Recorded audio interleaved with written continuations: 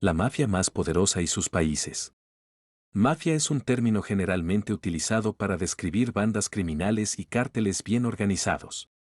Se sabe que operan con un secretismo propio de una secta y con un estricto estilo empresarial. Peligrosas y temerarias son palabras para describirlas, pero se quedan cortas. Aunque en la actualidad existen varias operaciones mafiosas en distintos países, todo empezó en Sicilia, Italia. Bienvenidos a un nuevo vídeo. Hoy emprendemos un viaje para descubrir las mafias más poderosas de todo el mundo. Si te gusta este tipo de contenido, suscríbete a nuestro canal, es gratis. Ahora sí, comencemos. Número 1. Sicilia y la mafia de Italia. La mafia italiana comenzó ya en el siglo XIX, cuando Sicilia estaba continuamente asolada por merodeadores extranjeros que les invadían y se apoderaban de sus ciudades. Ante la necesidad de protección, los nativos de Sicilia crearon grupos en los que se unían para protegerse de los tratos inhumanos y el acoso. Intimidados por los asaltantes, estos grupos de protección se volvieron violentos e iniciaron su incursión en la delincuencia intimidando a los terratenientes para que pagaran dinero por protección. El 17 de marzo de 1861 se declaró la unificación de Italia y ciertos poderes dominantes intentaron establecer su autoridad en todas las provincias, incluida Sicilia. Esto resultó difícil, ya que la anarquía y el caos se habían instalado en Sicilia en la década de 1870. Las autoridades romanas intentaron controlar la situación, pero acabaron fortaleciendo a los grupos mafiosos mediante acuerdos con ellos para restablecer la ley y el orden en la ciudad. Se dijo a la mafia que persiguiera a los delincuentes independientes y, a cambio, se les permitió continuar con su extorsión perpetua a los terratenientes. El gobierno romano pensó que era una jugada inteligente y que podría deshacerse de los grupos mafiosos cuando se lograra una mayor estabilidad. El plan le salió por la culata, ya que la mafia se arraigó cada vez más en Sicilia. La mafia trabajó rápido e hizo muchos movimientos inteligentes. Se aprovecharon del clima político que acababa de formarse, encontrando formas de colocar a algunos de sus miembros en el gobierno, utilizando sus poderes para influir en los sistemas de votación. De este modo, crecieron en inmunidad, autoridad y fuerza en toda Italia, extendiéndose a los estados vecinos de América. Número 2. La Cosa Nostra de América. Esta banda cuenta una historia desde Sicilia, Italia hasta las costas de América. Los miembros de la banda en Italia y América comenzaron a colaborar en el contrabando de licor a través de la frontera. El licor de contrabando se elaboraba ilícitamente a partir de cáscaras de patata. Poco después, el primer ministro italiano, Benito Mussolini, lanzó un ataque en toda regla contra la mafia siciliana. La brutalidad de Mussolini a la hora de asesinar o encarcelar a los mafiosos llevó a muchos de ellos a huir a las ciudades vecinas de Estados Unidos. Entre los años 50 y 70, se convirtieron en una fuerza aún mayor y más poderosa que la mafia siciliana. De la fabricación y el contrabando de licor de contrabando pasaron a delitos de mayor peso, como el tráfico de drogas, con sólidas redes que unían a las mafias de distintos países, creando fuertes sistemas globales difíciles de derrotar. Aunque el grueso de sus actividades se perpetra en la ciudad de Nueva York, tiene ramificaciones en otros estados de Estados Unidos. Mantienen un sistema de dos castas, con un grupo conocido como soldados y otro como asociados. Sus raíces italianas son profundas y, por ello, no admiten plenamente a miembros no italianos. Se refieren a ellos como no miembros de confianza o asociados, mientras que a los italianos se les permite ser soldados miembros de buena fe. El FBI sigue trabajando horas extras investigando las violaciones de las leyes laborales y el chantaje laboral por el que es conocido este grupo mafioso. Número 3. Mara Salvatrucha de los Estados Unidos. En los años 70 y 80 comenzó una devastadora guerra civil en El Salvador. Surgió un grupo insurgente contra el gobierno. Los insurgentes reclutaron para la guerra a niños de corta edad, en su mayoría pre-adolescents, y los adiestraron en el uso de municiones, armas de fuego, explosivos y combate militar para mantenerlos bajo control. La policía empezó a detenerlos y encarcelarlos en grandes cantidades. Esto resultó ser más una bendición para la mafia que una maldición, ya que los miembros de la banda entraron en contacto con miembros de la mafia mexicana, una organización más fuerte a la que juraron lealtad. De este modo, su alcance se extendió más allá de las calles y establecieron una colaboración mutuamente beneficiosa. La banda callejera aportaba mano de obra, mientras que la mafia le daba protección tanto en las calles como en la cárcel. Con el tiempo, la banda callejera evolucionó hasta convertirse en una mafia propia, conocida por sus terribles crímenes y brutales asesinatos. Los miembros de la Mara Salvatrucha suelen llevar llamativos tatuajes en el cuerpo y la cara, que les marcan de por vida. Estados Unidos ha seguido intensificando sus esfuerzos para acabar con sus actividades persiguiendo y procesando a varios miembros y líderes de la banda. Sin embargo, a diferencia de la mayoría de los grupos mafiosos, no tienen un liderazgo central. Operan como grupos independientes por toda América, con unos 50.000 miembros activos según los informes. En 2004, el FBI creó un grupo de trabajo dedicado a seguir la pista de los MS-13 y, hasta la fecha, siguen trabajando para acabar con este grupo mafioso. Número 4. Tríada de China. La Tríada de China son sindicatos del crimen organizado que se encuentran en China. Se cuentan varias historias sobre sus orígenes, pero una de ellas se remonta a 1761, cuando un grupo de monjes formó una hermandad conocida como la Asociación del Cielo y la Tierra. Fue entonces cuando se acuñó el término tríada. Como el símbolo de la sociedad era un triángulo equilátero, se utilizó para denotar la relación entre el cielo y la tierra, con el hombre en el centro. Durante años, continuaron operando bajo el radar, realizando juramentos, ceremonias de juramento para nuevos miembros y participando en diversas actividades delictivas. En 1787, el gobierno se enteró de sus nefastas actividades y trató de pescarlos uno tras otro. Sin embargo, esto resultó ser el principio de su florecimiento en toda China. Al ser perseguidos continuamente, se extendieron a varias provincias de toda China, creciendo en fuerza y número. De hecho, hay una teoría que postula que existe una tríada por cada comunidad china. Estas bandas se dedican principalmente al tráfico de drogas duras, pero también se dedican a otras actividades delictivas como el asesinato, la extorsión y el soborno para promover sus intereses comerciales. Los líderes de las tríadas tienen bastiones en otros países, como Singapur, Reino Unido, Países Bajos, Hong Kong y Malasia, donde supervisan la producción, el almacenamiento y la distribución de enormes cantidades de heroína año tras año. Número 5. El Cártel de Sinaloa de México. Desde principios de los años 90, las familias de Sinaloa tenían granjas en las que trabajaban para ganar el sustento de sus familias. Poco a poco, las nuevas generaciones empezaron a cultivar grandes cantidades de marihuana. Más tarde, empezaron a unir fuerzas con socios colombianos y estadounidenses para traficar con drogas ilegales, incluidas grandes cantidades de cocaína, por mar y aire. El cártel de Sinaloa se formó a partir del extinto cártel de Guadalajara, que se vio abocado a un violento final tras un osado acto que resultó ser su némesis. En 1985, el agente secreto de la Drug Enforcement Administration, Enrique Camarena, fue brutalmente torturado y asesinado por el cártel mexicano. Esto dio lugar a una serie de operaciones de alto nivel por parte del gobierno de Estados Unidos, en las que se capturó y procesó a varios líderes de la mafia. Uno de sus principales líderes, el Chapo, ha sido condenado a cadena perpetua. A raíz de esto, Guadalajara se dividió en diferentes facciones, una de las cuales se convirtió en el Cártel de Sinaloa.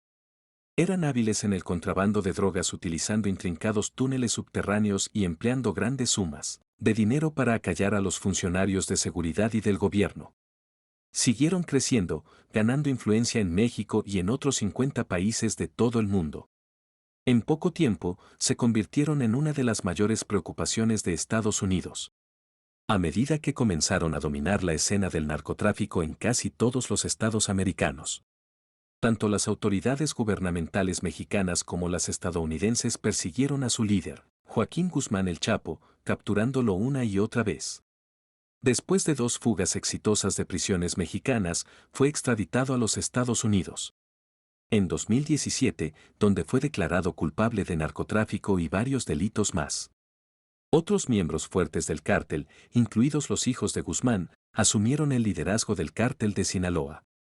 Número 6. Ndrangheta de Italia. Ndrangheta se puede remontar a Calabria, donde la violencia y el crimen siguen estando a la orden del día, en gran parte debido a las actividades de este sindicato del crimen, con una intrincada red de jerarquía y estructura familiar. Entonces, 'Ndrangheta ha logrado superar a varios grupos mafiosos notorios a su paso. Su éxito puede vincularse a una estricta lealtad al Código Omerta, un código de conducta italiano que significa lealtad, honor y silencio. Este grupo mafioso se ha extendido a varias ciudades, registrando su presencia en más de 30 países, incluido Canadá, donde parece haber conseguido un bastión en la ciudad de Toronto.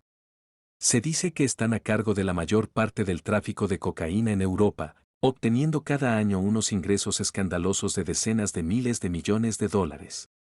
También son conocidos por el blanqueo de dinero, el fraude y, por supuesto, la evasión fiscal. En 2020, Interpol puso en marcha una operación mundial de 3 años de duración para localizar y acabar con las operaciones de 'Ndrangheta. En la cooperación Interpol contra 'Ndrangheta participan 11 países, entre ellos Italia y Estados Unidos. Desde 2020, más de 350 presuntos miembros y socios del famoso sindicato del crimen han sido llevados a juicio. En el centro de esta operación se encuentra el fiscal antimafia Nicola Gratteri, que ha pasado los últimos 30 años de su vida luchando contra la cultura mafiosa. Número 7. Yamaguchi-gumi de Japón. Japón tiene un notorio sindicato del crimen conocido como los Yakute, con más de 120 miembros activos en la actualidad. Por esta razón, se dice que son el mayor grupo de crimen organizado del mundo. La mafia de Yamaguchi-gumi constituye casi la mitad de esa población. El grupo mafioso empezó como una inofensiva asociación de pescadores locales fundada por Harukichi Yamaguchi en 1916. Pero en la tercera generación empezó a evolucionar hasta convertirse en la potencia criminal que es hoy. Sus actividades incluyen una astuta mezcla de actividades legales e ilegales. Son conocidos por la usura, el juego, la prostitución y la extorsión. Curiosamente, el líder fundador, Taoka Kesuo, prohibió al grupo dedicarse al tráfico ilícito de drogas e incluso organizó movimientos para prohibir el consumo de anfetaminas. Esa cultura se conserva hasta nuestros días. La policía denominó a este grupo Boryokudan, que significa grupos violentos, y ha lanzado varias operaciones contra ellos por todo Japón. Estas operaciones están respaldadas por la ley anti-Boryokudan de 1992. En 2008, Jeka Dostan, experto en bandas criminales japonesas, reveló una operación secreta que tuvo lugar entre el FBI y uno de los líderes del Yamaguchi-gumi, Tadamasa Goto. Se decía que había tenido problemas de salud y que necesitaba un trasplante de hígado, pero se le denegó el acceso a Estados Unidos, donde intentó recibir tratamiento. En un momento de desesperación, llegó a un acuerdo con el FBI. Le dieron un visado a cambio de divulgar información crucial sobre las operaciones de la Yakuza. Esta revelación resultó ser un gran escándalo y tras las amenazas reveladas de Goto, Adelstein ha seguido viviendo bajo estricta custodia protectora en Tokio. Número 8. Camorra de Italia. El grupo mafioso italiano tiene sus orígenes en Campanie, Italia y dice que es el sindicato del crimen más antiguo y más grande de Italia con actividades peligrosas que incluyen secuestros, asesinatos, eliminación de desechos, tráfico tóxicos de drogas, prostitución, robo y contrabando de armas de fuego, y demás. Los miembros de Camorra conocidos como camorristi ganaron influencia e inmunidad al encontrar formas de poner a sus miembros en altos cargos gubernamentales y la fuerza policial que iniciaron en el mundo de las apuestas ilegales donde se cuidarían para las casas de juego que las protegen de las medidas represivas de la policía. Una de las principales actividades delictivas era la disposición ilícita de desechos. La estrategia era simple. Tenían hombres pulidos en el mundo corporativo que los representarían y ofrecerían servicios de disposición de desechos a las empresas a precios bajos. Luego seguirían adelante para ejecutarlo de la manera más cruda posible, obteniendo enormes ganancias y poniendo a la ciudad en una crisis de desechos. Sin embargo, en 2006, el primer ministro Silvio Berlusconi puso fin a esta crisis al renovar el sistema de eliminación de desechos, debido a la falta de un sistema central. Los clanes de Camorra han seguido prosperando.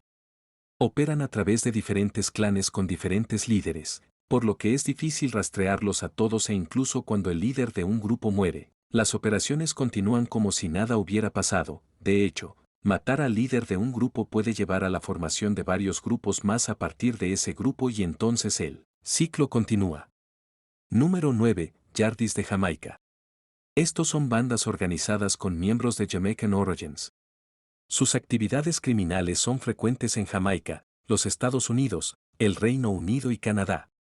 Sus comienzos se remontan a la década de 1950, cuando había una profunda pobreza en Jamaica. Las áreas del gueto se llamaban patios y el crimen se volvió frecuente cuando los niños y los hombres jóvenes recurrieron a formas ilícitas de ganarse la vida y los políticos sobrevivientes se aprovecharon de estos hombres y los usaron como matones políticos para subvertir el sistema de votación intimidando a la gente y asesinando a sus oponentes.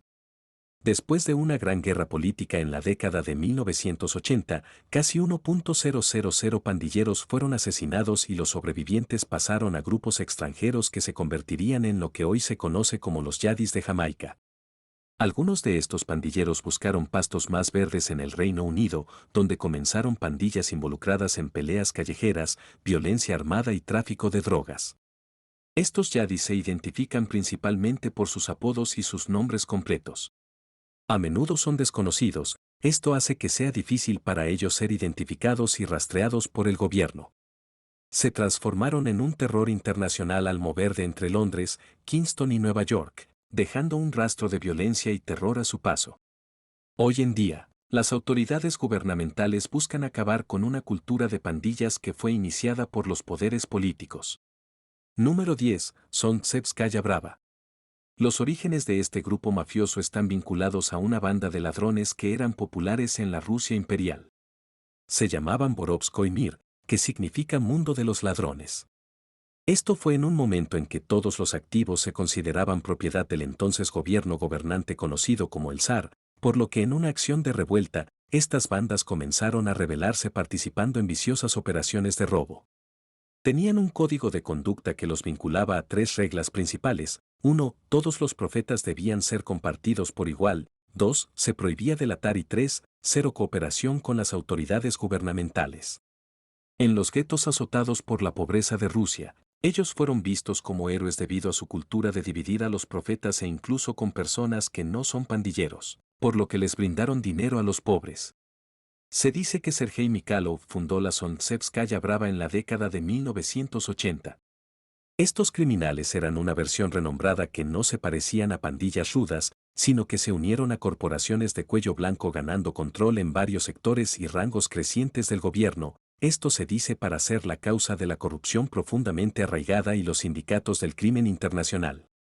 En la Rusia actual, estuvieron involucrados en varias actividades delictivas encubiertas, incluida la posesión de bancos para actividades delictivas en 1996.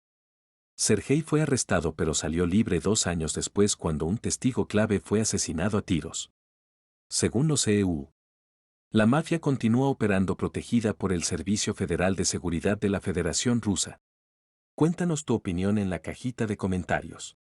Si el vídeo te ha gustado dale like, suscríbete y no te olvides darle a la campanita para que no te pierdas próximos vídeos como este. Hasta la próxima.